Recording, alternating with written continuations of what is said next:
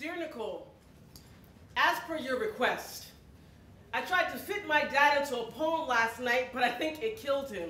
See, my 8.5 by 11-inch page is not big enough to fit his arms and legs inside this ride, so I leave parts of him along the highway, and over the softest pieces might land somewhere delicate along my heart. I used to write epic novels.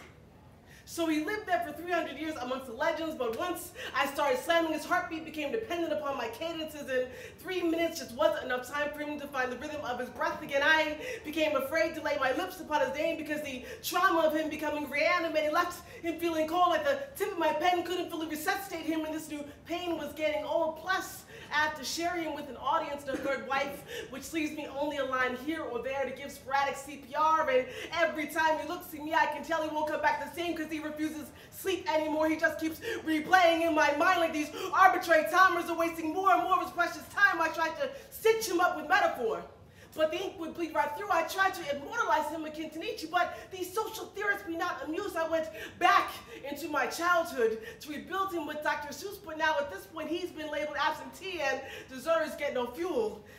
So I've been holding him together with pieces of my ribs, spitting rhymes into the night, hoping the commitment of my diaphragm might bring him permanently back to life.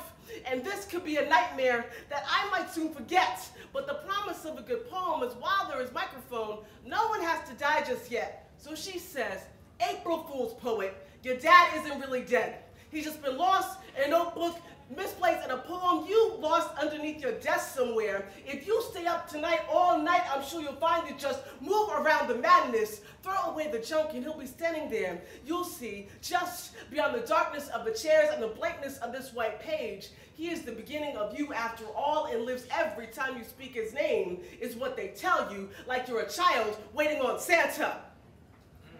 Believe in the power of your fucking poem. Maybe it will snow.